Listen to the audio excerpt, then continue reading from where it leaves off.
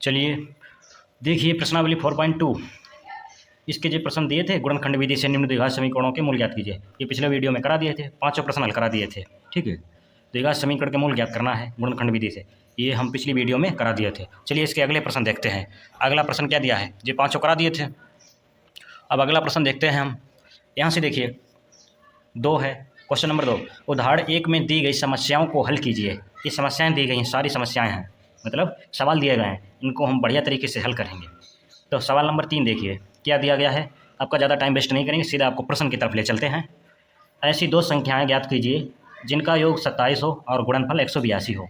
तो हमें ऐसी 2 संख्याएं ज्ञात करनी है।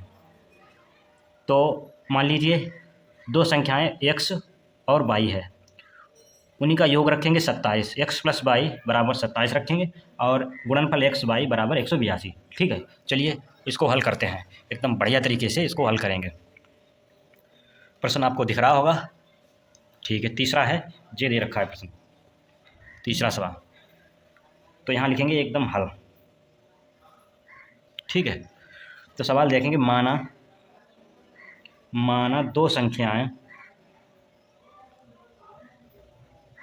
दो संख्याएं x व y हैं, x व y है। ठीक है, y है। चलिए माना 2 संख्याएं x व y है।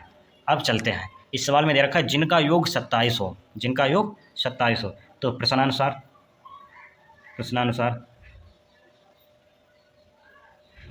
देखिए जिनका योग क्या होना चाहिए, 27, मतलब 2 संख्याएं x और y है, तो इनका योग कितना होगा, 27। तो x + y बराबर कितना होगा, 27। ठीक है, अब चलते हैं। और गुणनफल 182, तो गुणनफल इन्हीं संख्याओं का गुणनफल x y बराबर कितना, 182। चलिए अब चलते हैं सवाल की तरफ। अब देखिए तो हम क्या करेंगे, x और y की वैल्यू निकालेंगे, x और y की वैल्यू निकालेंगे। ठीक, वैल्यू। चलिए तो x + y बराबर 27 दे रखा है, तो यहाँ से देखेंगे हम x और प्लस y बराबर होल स्क्वायर करेंगे तो कितना होगा, x² + y² + 2xy। ये वही फार्मूला है बीजगणित का, a + b का होल स्क्वायर बराबर होता है a² + b² + 2ab। ठीक है, ये वही फार्मूला है जो x + y में आज हम यूज करने वाले हैं। चलिए तो x + y बराबर दे रखा है 27, 27 का वर्ग बराबर में x² + y² नहीं दिया है, इसको हम यहाँ लिखेंगे x² + y² + 2xy। तो 2 × xy का मान दिया 182। चलिए तो 27 का वर्ग कितना होता है, 729 बराबर में दे रखा है x² + y² + 2 दूनी 4, 2 8 16 के 6, 2 1 2 3, 364 आ गया हमारे पास। चलिए अब इसको लिखेंगे, तो 729 माइनस का 364, क्योंकि इधर ले आएंगे, तो बराबर में दे रखा है x² + y²। चलिए 9 में से 4 घटाएंगे 5, 2 इधर ढाई हासिल, 12 में से 6 गया 6, इधर 6 में से 3 गया 3, तो 365 आ गया x² + y²। चलिए x² + y² बराबर 365। अब हम चलते हैं, एक दूसरा फार्मूला यूज करते हैं इसी में, a - b का होल स्क्वायर। तो यहाँ देखिए x - y का होल स्क्वायर बराबर होता है x² + y² - 2xy। इन्हीं 2 फार्मूलों के बेस से हम इस प्रश्न को हल करेंगे। तो x - y का यहाँ पर मान नहीं दिया है, चलिए x² + y² का मान दे रखा है, ये दिया है 365, तो यहाँ पर 365 लिखेंगे, माइनस का 2 × xy कितना दिया है, 182, ये दिए हैं 182 यहाँ पर लिखेंगे, और 182 का हमने मल्टीप्लाई भी किया था, ये 364 आए थे, देख रहे 364। चलिए तो देखिए यहाँ से 365 है और माइनस का 364 है, तो यहाँ से घटाएंगे कितना बचेगा, 1 आएगा, किसके बराबर में, x - y² बराबर 1। तो x - y बराबर कितना होगा, ये रूट में जाएगा, तो मतलब रूट में जाकर 1 का वर्गमूल 1 ही होता है। चलिए अब यहाँ पर चलते हैं, x + y बराबर 27 है, इसको समीकरण 1 लिखते हैं, क्योंकि समीकरण के द्वारा इसको हल करेंगे और x y के मान ज्ञात करेंगे, तो इसको समीकरण 2 लिखते हैं। चलिए अब देखते हैं समीकरण 1/2 से इसको हल करेंगे, समीकरण 1/2 से। तो समीकरण 1 दे रखा है, कहाँ दिया है, x + y बराबर 27 और दूसरा दिया x - y बराबर 1, इनको लिखेंगे हम साथ में। चलिए तो x + y बराबर कितना दिया है, 27 और x - y बराबर दिया है 1, इसको लिखेंगे। हल करने पर ये दूसरा तरीका हम इस सवाल में अपना रहे हैं। ठीक है, तो +y और -y कट जाएगी, क्योंकि प्लस माइनस है, x जुड़ जाएंगे, 2x, इधर 27 और 1 कितना हो गया, 28, तो 14 2 28 हो गया, 2 से 28 को डिवाइड कर दिया तो x बराबर कितना आ गया 14। हमारे पास x का मान आ गया 14। अब हम y का ज्ञात करेंगे, y का ज्ञात करेंगे तो x बराबर 14 जो है समीकरण किस में रखेंगे, 1 में। समीकरण 1 में रखने पर चलिए रखते हैं। समीकरण 1 यही दे रखा है x प्लस वाई, 1 में रखिए अन्यथा 2 में रखिए, मान वही आएगा। ठीक है, तो चलिए x का मान 14 है तो यहाँ पर 14 लिखेंगे सीधे, 14 प्लस वाई बराबर 27। तो y बराबर कितना होगा 27 माइनस के 14। ठीक है, तो y बराबर 27 में से 14 घटाएंगे कितना आएगा 13। तो हमारे पास जो है x बराबर 14 और y बराबर 13। ठीक है, तो इस प्रश्न को बहुत बढ़िया तरीके से सॉल्व कर दिया।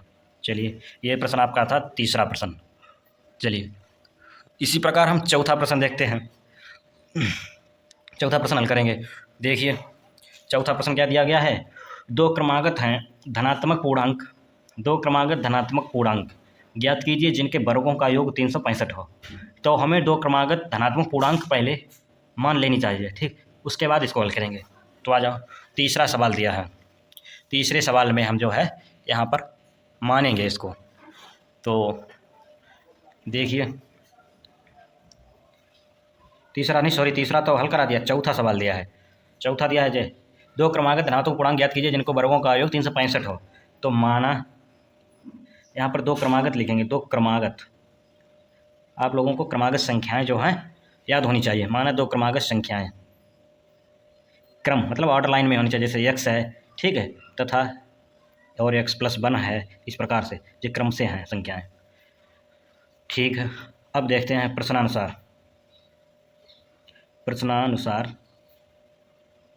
प्रश्नानुसार इसको हल करेंगे। तो सवाल देखिए क्या दिया गया है, जिनके वर्गों का योग 365 हो। अब चलते हैं वर्गों का योग, तो यहाँ पर कहने का मतलब है इसका वर्ग चढ़ाएंगे और इस पर वर्ग करेंगे x प्लस 1। आपको दिख रहा होगा प्रश्न, देखिए x प्लस 1 का, तो ये कह रहा है कि जिनके वर्गों का योग x² प्लस x प्लस 1, इन पर वर्ग भी हो गया और योग भी हो गया, बराबर दे रखा है 365 दे रखे हैं। ठीक है, तो 365। चलिए अब इसको लिखते हैं। यहाँ से देखिए x² प्लस, इसको हम खोलेंगे, ओपन करेंगे, तो ये क्या है a प्लस बी का होल स्क्वायर है, इसको लिखेंगे x² प्लस a का स्क्वायर प्लस 2ab मतलब 2x इंटू 1 बराबर 365। चलिए तो x² कितना होगा 2x² प्लस कितना होगा 2x और जो 1 का वर्ग 1 प्लस 1, 365 इधर ले आएंगे तो बराबर 0।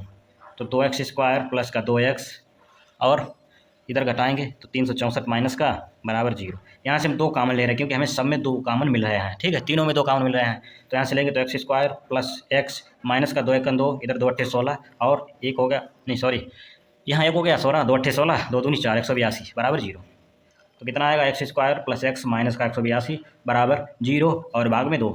अब किसी संख्या को 0 से भाग करेंगे तो 0 ही आएगा। ठीक है, चलिए अब यहाँ से देखते हैं, अब इसका हमें फैक्टर निकालना है। 182 का 1 में करेंगे 182 आएंगे, यहाँ फैक्टर हमारे पास बन रहे हैं प्लस 14x और माइनस का 13x और माइनस का 182 बराबर 0। ये फैक्टर बन रहा है क्योंकि अगर हम यहाँ पर देखेंगे 14 गुणे 13 182 होने चाहिए, तो 13 को 52 के 2 हासिल 5, 13 कम 13 5 18 182 बन रहा है। ठीक है, तो चलिए यहाँ से अब इसको हल करते हैं।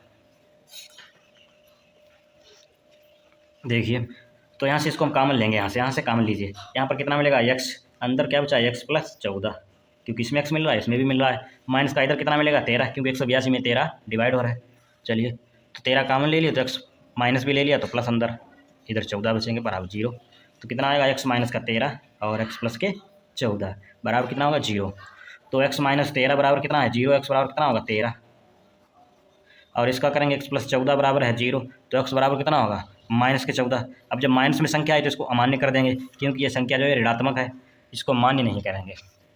चलिए तो दो क्रमागत संख्या, एक क्रमागत संख्या अपनी 13 आ गई, दूसरी क्रमागत संख्या निकालोगे तो कितनी दी है x प्लस 1, तो हमारे पास एक तो 13 है प्लस 1 बराबर दूसरी आ गई 14 क्रमागत संख्या, दूसरी क्रमागत संख्या 14 आ गई। ठीक है, चलिए आपके 2 प्रश्न हल करा दिए हैं, एक तो 3 और 4। इसी प्रकार देखिए 5वां सवाल, 5वां भी आपको हल करा देते हैं, फिर एक बच जाएगा। चलिए वीडियो काफ़ी लंबी हो जाएगी इसलिए हम 5वां देख रहे हैं सवाल। 5वें सवाल को एकदम बढ़िया तरीके से हल करेंगे। 5वां सवाल देखिए, एक समकोण त्रिभुज की ऊंचाई इसके आधार से 7 सेंटीमीटर कम है। यदि कर्ण 13 सेंटीमीटर का हो तो अन्य दो भुजाएं ज्ञात कीजिए। ठीक है, हमें दो भुजाएं ज्ञात करनी है अन्य। तो यहाँ पर एक समकोण त्रिभुज की ऊंचाई इसके आधार से 7 सेंटीमीटर कम है। आधार से 7 सेंटीमीटर कम है ऊंचाई, कर्ण दे रखा है 13। तो यहाँ पर हम पहले एक ट्रिंगल बना लेते हैं। यहाँ जो है त्रिभुज बना लेते हैं इस टाइप का। ठीक है, यहाँ से जो हम त्रिभुज बना रहे हैं, इसको लिखेंगे ए, इसको लिखेंगे बी और इसको सी। कर्ण हमारे पास है 13 सेंटीमीटर और त्रिभुज की ऊंचाई इसके आधार से 7 सेंटीमीटर कम है। तो यहाँ पर हम पहले देखिए, आधार नहीं दिया है तो माना त्रिभुज का आधार। यहाँ से हम पहले आधार मानेंगे, त्रिभुज का आधार कितना दे रखा है बराबर में 1 सेंटीमीटर मानेंगे। और ऊंचाई जो है त्रिभुज की कितनी होगी चाहिए, ऊंचाई इसमें कह रहा है ऊंचाई इसके आधार से 7 सेंटीमीटर कम है। तो इसमें हम 7 सेंटीमीटर और कम कर देंगे, x-7। तो जो कितनी हो जाएगी x-7 सेंटीमीटर कम कर दी। ठीक है, चलिए अब चलते हैं। आधार दे रखा है x, क्योंकि यहाँ पर माना त्रिभुज का आधार 1 सेंटीमीटर है। तो हम यहाँ पर करेंगे त्रिभुज ABC में देखिए पाइथागोरस प्रमेय का इस्तेमाल करेंगे। पाइथागोरस प्रमेय द्वारा, ठीक है, पाइथागोरस प्रमेय द्वारा हल करेंगे इसको। तो देखिए पाइथागोरस प्रमेय क्या होती है, कर्ण स्क्वायर बराबर आधार स्क्वायर प्लस लंब स्क्वायर, ये होती है पाइथागोरस की प्रमेय। कर्ण हमारे पास दे रखा है 13 का बर आधार है x स्क्वायर हो जाएगा, प्लस लंब कितना है x-7 का होल स्क्वायर। ठीक है, जे लंब हो गया, जे कर्ण हो गया, ये आधार हो गया। ठीक है, त्रिभुज में देखिए दिख नहीं रहा अब आपको, जे लंब हो गया x-7 सेंटीमीटर, BC आधार हो गया 1 सेंटीमीटर और AC 13 सेंटीमीटर कर्ण हो गया। ठीक है, चलिए यहाँ तक हो गया। अब इसको हल करते हैं। 13 का वर्ग कितना होगा 169 और बराबर में दे रखा है x स्क्वायर प्लस इसका होल स्क्वायर करेंगे x स्क्वायर प्लस का 49 होगा 7 का वर्ग माइनस का 7 दूनी 14x होंगे। ठीक है, अब देखिए 169 बराबर 2x स्क्वायर माइनस का 14x प्लस का 49। ठीक है, चलिए अब यहाँ हम क्या करेंगे 2x स्क्वायर माइनस के 14x और प्लस के 49 माइनस का 169 बराबर 0। जे इधर ले आए तो 2x स्क्वायर माइनस का 14x इधर घटाएंगे, 9 में से 9 गया 0, 6 में 4 गया 2, 120 आ गया माइनस का 120 बराबर 0। चलिए अब देखिए यहाँ से 2 कॉमन मिल रहे हैं, क्योंकि सभी में भाग जा रहा है तो 2 कॉमन लेते हैं। x स्क्वायर 2 सत्ते 14x माइनस का। ठीक है, अब यहाँ से देख सकते हो कि ठीक है, ठीक, तो कितना कॉमन मिलेगा 2 छंग 12, 60 आ जाएंगे बराबर 0। तो 2 इधर ले जाएंगे तो x स्क्वायर माइनस का 7x माइनस का 60 बराबर 0 के बटे में 2, 0 हो जाएगा। इसका गुणनखंड निकालेंगे, 60 का गुणा करेंगे 1 में, 60 का गुणा कितना करेंगे 60 गुणे 1, 60 हो गया। अब 60 के 2 फैक्टर निकालिए, कितने होंगे 12 गुणे 5, 12 5 में अगर घटाएंगे माइनस के 12 रखेंगे प्लस के 5 तभी माइनस के 7 आ जाएंगे।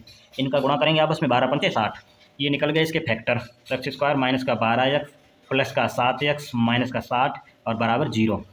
यहाँ से इसको कॉमन लेते हैं तो x-12, हाँ यहाँ से कितना कॉमन मिलेगा x मिलेगा। ठीक है, x यहाँ से कॉमन लिया तो x-12 बचा, इधर 7 कॉमन लेंगे तो सॉरी 7 नहीं 5 होंगे यहाँ पर, क्योंकि 12 पंचे 60 और 12 में से 5 जाएंगे 7 बचेंगे। ठीक है, तो यहाँ से 5 कॉमन मिलेंगे। ठीक, तो 5 कॉमन ले लियो तो x-12 बराबर 0। अब हमारे पास ये पैटर्न सेम आ रहा है। ठीक है, अंदर बॉक्स में सेम आ रहा है तो इसका मतलब गुणनखंड सही है। तो x + 5 और x-12 बराबर 0। अब यहाँ से तुलना करेंगे 0 से तो x + 5 बराबर 0, तो x बराबर कितना होगा माइनस का 5।